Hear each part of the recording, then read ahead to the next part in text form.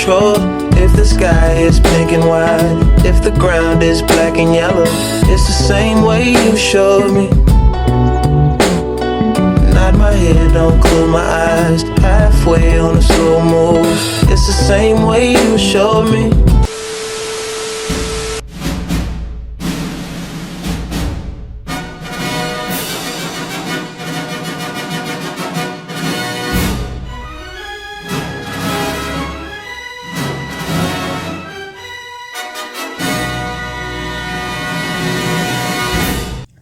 Kalian tahu, di garis terdepan perubahan sosial senjata utama kalian bukan hanya teori, tapi bahasa. Kita tahu bahasa Indonesia adalah jantung komunikasi kita. Bagi mahasiswa Politeknik Kesejahteraan Sosial Bandung, bahasa adalah jembatan untuk membangun empati, kepercayaan, dan profesionalitas dengan klien. Tapi, sebuah penelitian terbaru mengungkapkan fakta yang mengejutkan. Banyak calon pekerja sosial masih kesulitan menggunakan bahasa yang baik dan benar. Mulai dari bingung membedakan kata praktik dan praktek, salah menempatkan tanda baca, hingga kesulitan menyesuaikan bahasa saat nongkrong dengan teman-teman dan formal saat presentasi contohnya. Kenapa sih ini bisa terjadi? Dan bagaimana kita bisa mengatasinya agar lulusan pekerja sosial Bandung siap menjadi agen perubahan sosial yang profesional? Karena itu, kita akan bedah tuntas peran vital bahasa Indonesia dan solusi untuk meningkatkan kemampuan berbahasa kita. Bahasa memiliki peran yang sangat mendasar dalam kehidupan manusia karena berfungsi sebagai sarana utama komunikasi dan juga interaksi sosial.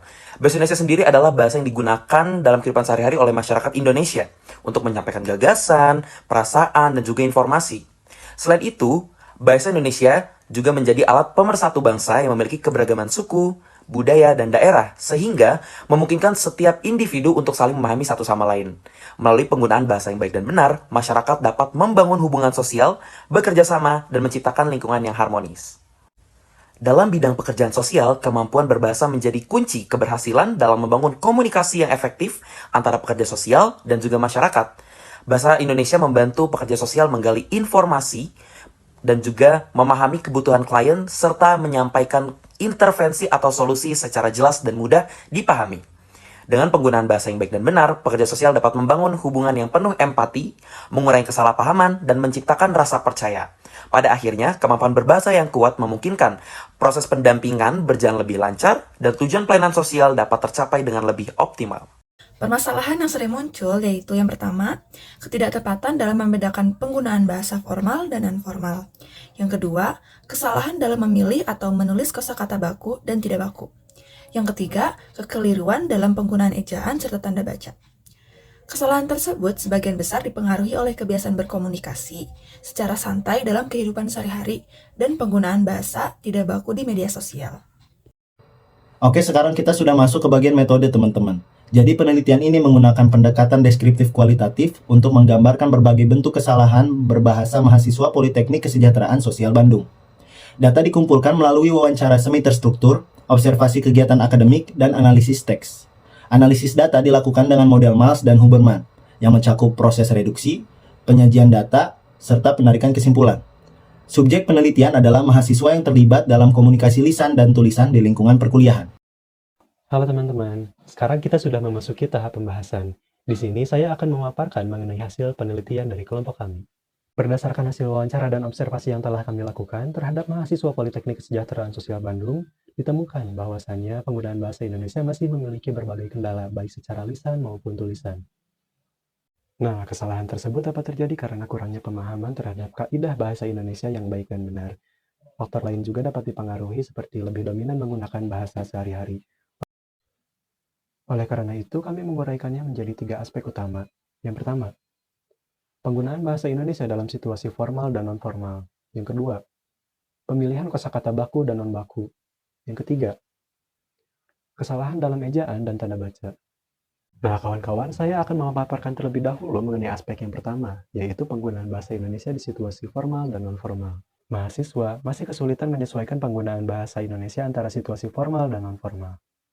Dalam kegiatan akademik, mereka cenderung memakai bahasa santai bercampur gaul atau bahasa daerah. Observasi kelas juga menunjukkan bahwa bahasa sehari-hari lebih sering digunakan dibandingkan bahasa Indonesia baku.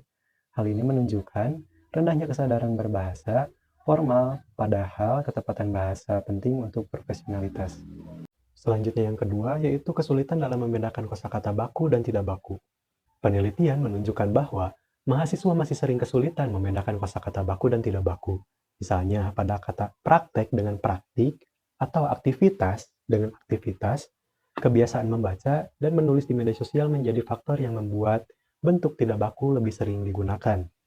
Kekeliruan ini berdampak pada kualitas komunikasi tertulis, terutama pada penyusunan laporan akademik atau tulisan laporan. Sesuai pandangan Cangara 2017, ketepatan pemilihan kata sangat menentukan keberhasilan komunikasi. Karena itu, mahasiswa pekerja sosial perlu pembinaan secara kontekstual agar mampu membedakan ragam formal dan non-formal serta menggunakan kosakata baku secara konsisten. Selanjutnya, ada kesalahan ejaan dan tanda baca. Kami menemukan bahwa mahasiswa masih sering melakukan kesalahan dalam ejaan dan tanda baca, seperti penggunaan huruf kapital, koma, dan tanda petik. Observasi terhadap tulisan mereka menunjukkan bahwa masalah ini muncul karena kurangnya kebiasaan membaca dan menulis sesuai pedoman EYD atau ejaan yang disempurnakan. Kesalahan tersebut mengganggu kejelasan makna dan menurunkan kualitas tulisan akademik. Rahmawati 2022 menegaskan bahwa ketidaktepatan tanda baca dapat menghambat pemahaman pesan. Karena itu, mahasiswa perlu latihan berkelanjutan agar terbiasa menerapkan ejaan yang benar sesuai kaidah bahasa Indonesia. Selanjutnya, hasil dari observasi dan wawancara. Nah, dari apa yang telah saya sampaikan dari pembahasan, saya akan menyampaikan refleksi dari hasil wawancara dan observasi.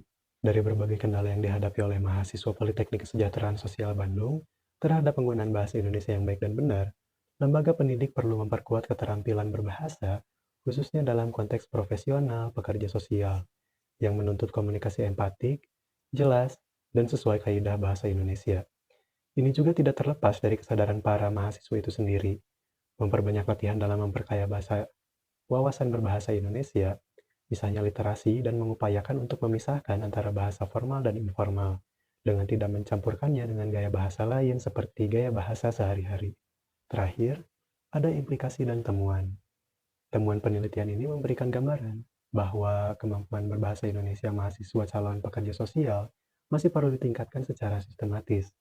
Bahasa Indonesia tidak hanya berfungsi sebagai alat komunikasi, tetapi juga sebagai sarana membangun kredibilitas dan profesionalitas dalam praktik pekerja sosial. Kesalahan dalam berbahasa, baik dalam bentuk diksi, ejaan, maupun gaya tutur, dapat mempengaruhi persepsi dan efektivitas komunikasi antara pekerja sosial dan masyarakat. Oleh karena itu, diperlukan strategi pembelajaran bahasa Indonesia yang lebih aplikatif dan kontekstual, misalnya melalui praktik komunikasi langsung di lapangan sosial, pelatihan menulis, laporan, dan kegiatan diskusi formal yang dibimbing oleh dosen. Dengan cara ini, mahasiswa tidak hanya memahami teori kebahasaan, tetapi juga mampu menerapkannya dalam situasi profesional yang sesungguhnya.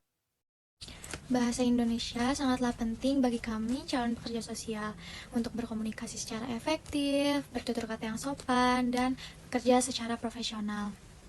Tapi masih banyak mahasiswa yang masih sering keliru dalam penggunaan bahasa formal, kosakata baku, serta dalam penyebutan ejaan. Maka kami sebagai calon pekerja sosial perlu pembinaan dan latihan yang berkelanjutan agar calon pekerja sosial bisa atau mampu berbahasa dengan baik.